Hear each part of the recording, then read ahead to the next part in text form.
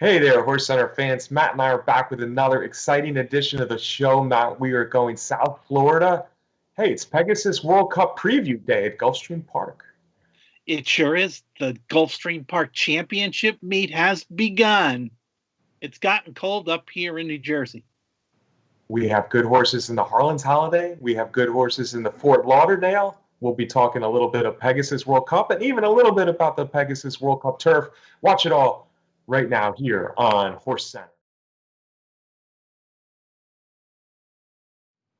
Welcome to another edition of HorseCenter, everyone. I am Brian Zipsy, and as always, I have the excellent pleasure of being joined by my co-host to the East Coast. That's Matt Shipman. How are you today, Matt? I am good, Brian. How are you? How are things down there in Kentucky? Doing well, Matt, and I'm looking forward to talking South Florida, Gulfstream Park. It's been a while since we've talked about Gulfstream Park, Matt, but it's time. Hey, 6 weeks out until Pegasus World Cup and Pegasus World Cup Turf Day at Gulfstream Park. We got some preps this Saturday, and there's some pretty good races, Matt. You want to start with the dirt? Absolutely. All right, let's do it. Let's go to the Harlan's Holiday, a mile 16th race, Saturday at Gulfstream Park, Matt. And I think all eyes are going to be on Tatweej, the $2.5 million yearling purchase, son of Tappet for trainer Todd Pletcher. I don't know if all the eyes are going to be on Taweej, but certainly the horse is starting to live up to that big purchase price, having put together 3 wins in a row at Gulfstream Park. As you said, for Todd Pletcher, son of Tappet. Last one was a nice allowance win on a wet track. Yeah, that came on a sloppy track, but before that, he had 2 wins over a fast track. As you said, all his races are at Gulfstream Park. Now, Matt, it took him a long time to get to the starting gate. He didn't make it till the starting gate until his 4-year-old season, almost a full 3 years after he sold for that lofty sum at Keeneland in the fall of 2017. A decent third in his debut, then a maiden allowance and another allowance. Basically, he ran through his conditions. He did it in style at Gulfstream Park, winning all 3 of these 1-mile races under Edgar Zayas pretty efficiently, pretty easily. But I kind of wonder, if this is another late developing Todd Pletcher star, a la horses like Liam's Map or Cross Traffic, wouldn't we have seen this horse in stakes racing a little earlier? I guess that's true, Brian. But when you've got a horse that sold for that kind of money and obviously had a variety of things going on, if it took that long to go to the races, I guess you may as well stay patient. Yeah, staying patient has been done by the Pletcher barn with Tatweej. Again, $2.5 million a few years ago. This will be his acid test. This will be his first test. He runs in this grade 3 on Saturday against some graded stakes winners, several graded stakes winners in here, Matt. He's a horse who likes to kind of stalk the pace, be close to that pace and move in. The next horse on our list, though, is more of a rallier. And Matt, if you were paying attention, and I know you were, Matt, but if all the folks out there were paying attention to winter racing last championship meet at Gulfstream Park, they saw Fat Man develop in a big way the end of his 5-year-old season into his 6-year-old season. He was awfully good this past winter at Gulfstream Park.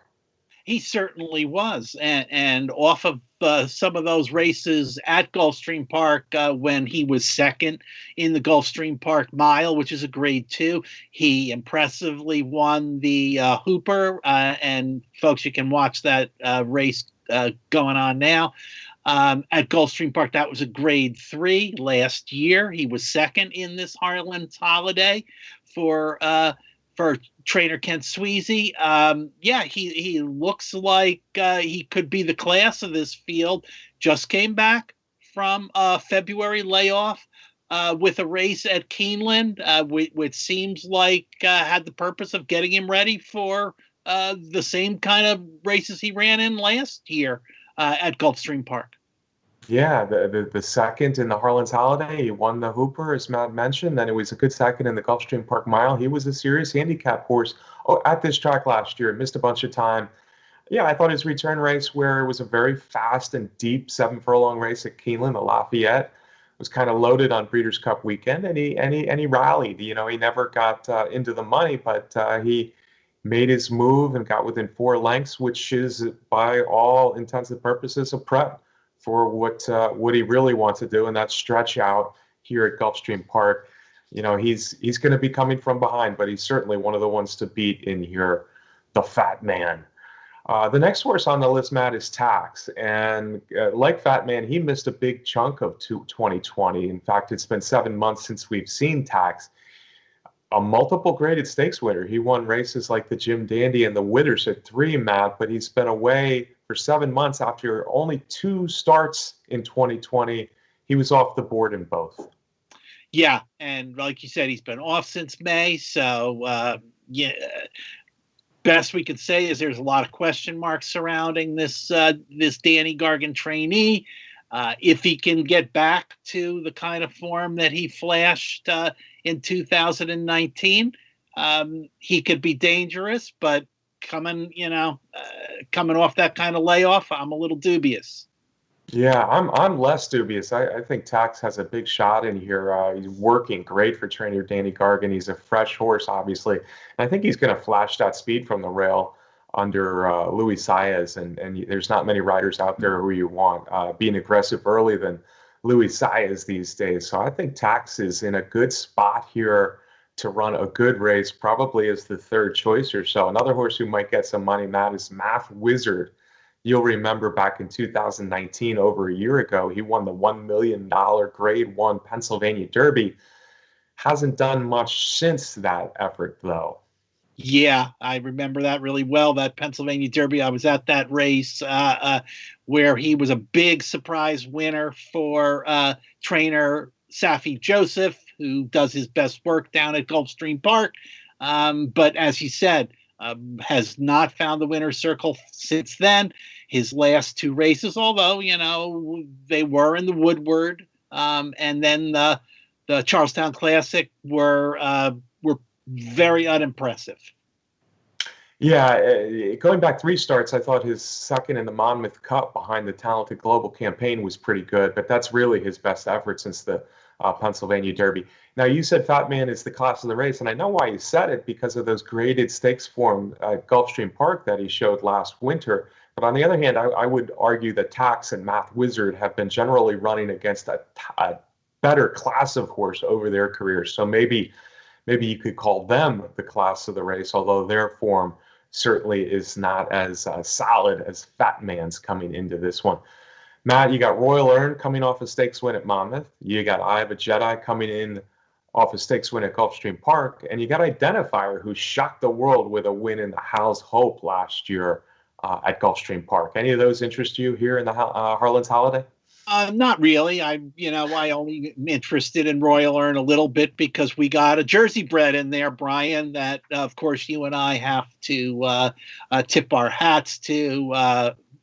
But, he's making a big step up, has won 3 Jersey bred races at Monmouth Park this summer, including the Dan Horn, one of the great New Jersey breds ever. Makes me a little sentimental for trips to Monmouth Park. Yeah, I think I only saw Dan Horn run about 14 times, Matt. We're going way back. Yes. People that are watching right now probably have absolutely no idea who Dan Horn is. But Royal Earn's shown good form at Monmouth. And also he's got some tactical speed to be involved early. Eye of a Jedi, I think, is a little cheaper, but his last race was a stakes win at Gulfstream Park, although it was months ago against much cheaper.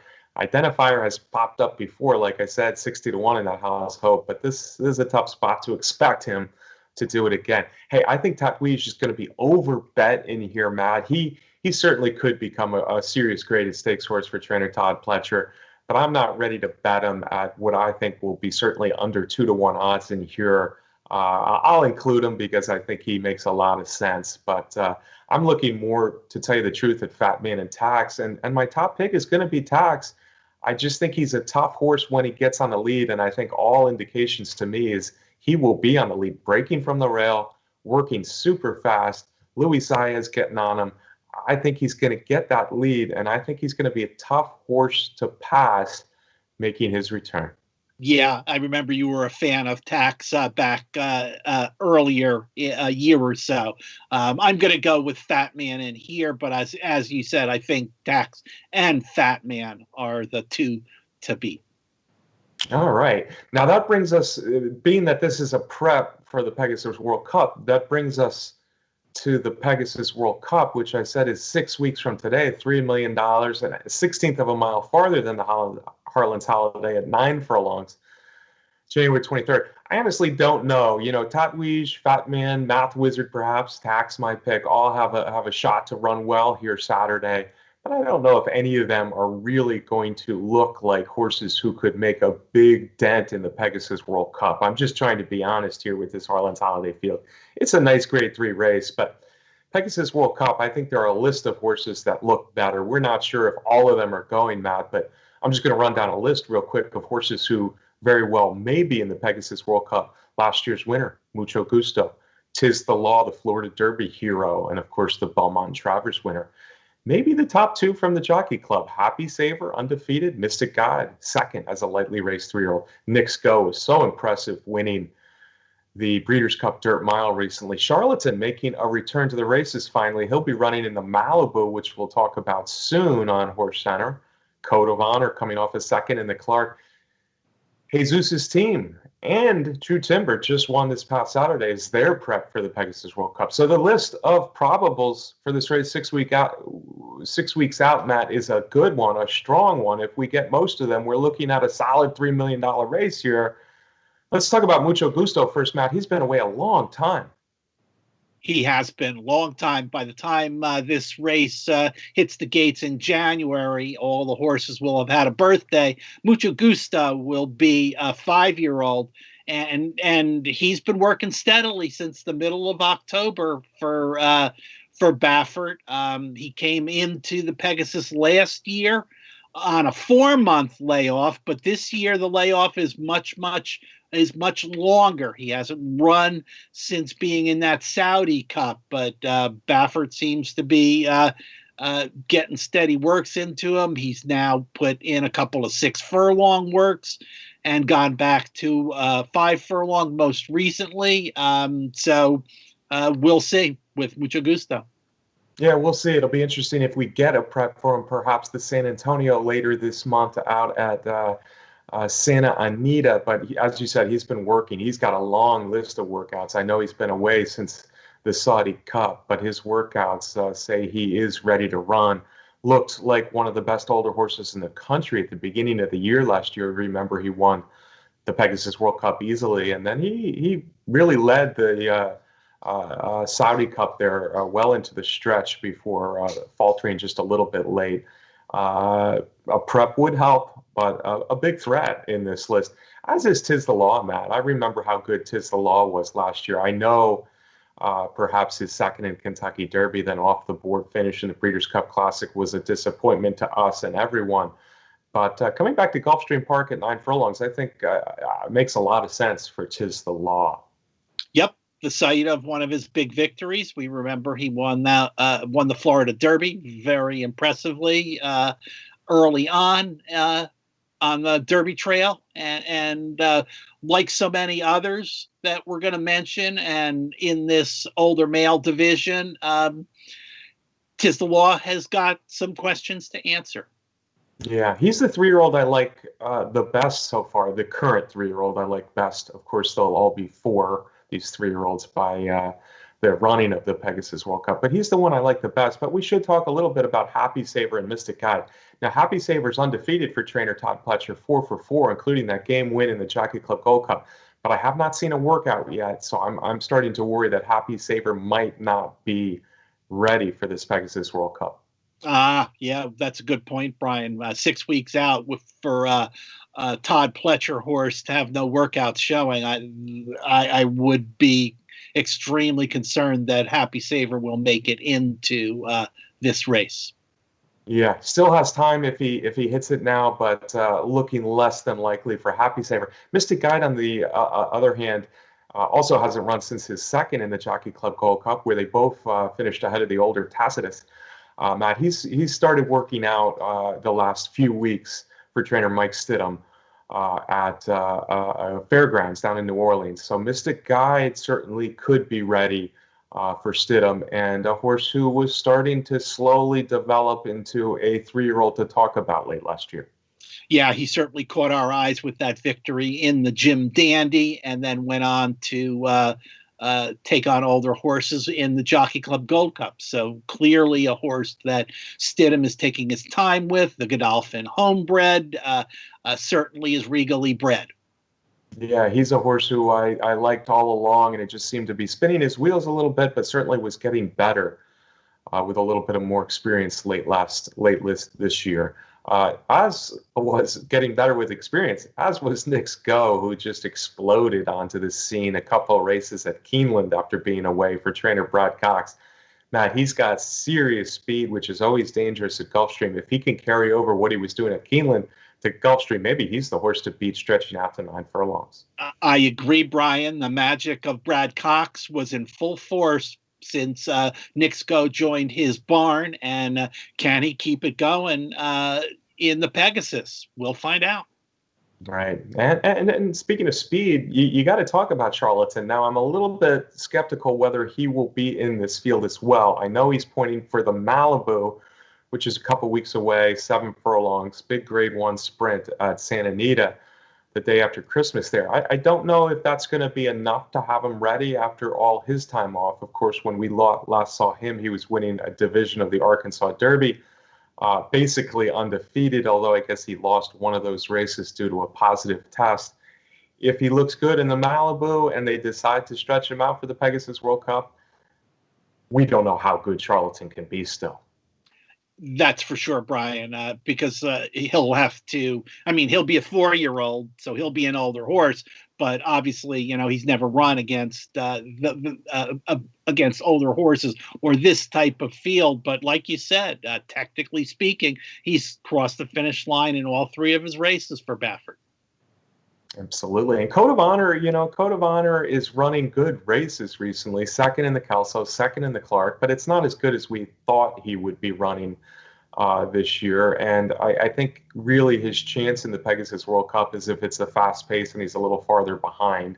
I'd like to see that happen for him one day, but it's been a little disappointing. Even the second in the Clark was a little disappointing.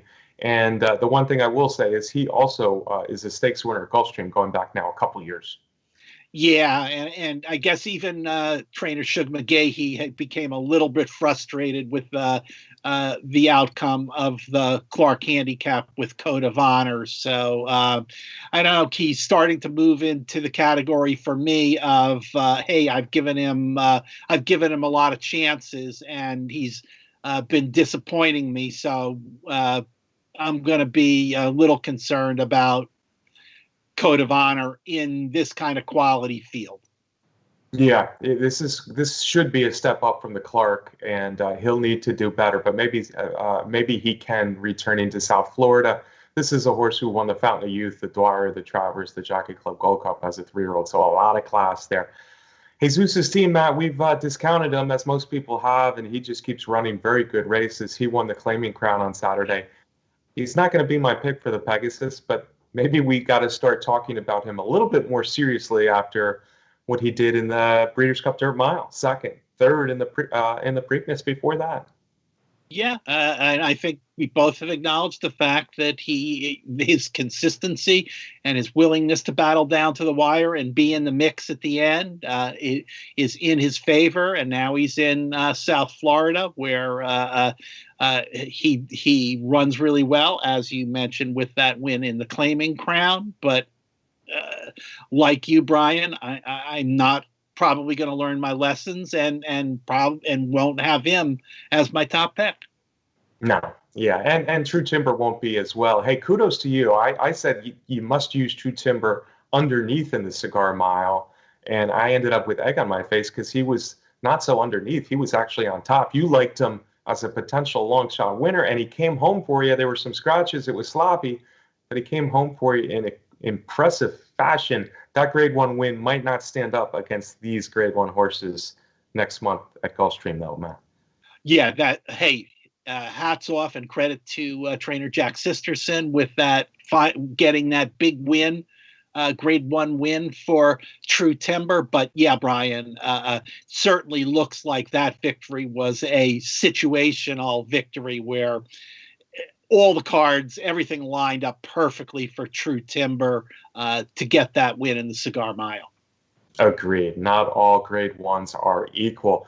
Hey, Matt, I think the race of the week this week is the turf race at Gulfstream Park, because there's a lot of good horses in this grade 2 Fort Lauderdale, 1.8 on the turf. This one looks like a really more of a prep for the Pegasus World Cup turf run on the same day as the Pegasus World Cup. That $1 million race will have probably Aiden O'Brien horses, and maybe Zula Alpha will make it back, and there'll be a few other good ones coming in. But this Fort Lauderdale's pretty loaded. We'll start with speedy horses. Factor This and Holiday have been really good. They both are coming out of the Breeders' Cup Mile, where they faded a little bit late after running one too early. Matt, Factor This has won 5 stakes races this year, quietly, but he's won 5 stakes races this year, most of them graded. Yeah, Brian, you hit on the right word when you said, well, take a look at some speed horses, because not only Factor This and Holiday have speed, but several others have also got speed in their past performances. But when we start talking about Factor This and Holiday, we're talking about 2 horses, probably the class of the field in terms of the kind of races that they have won.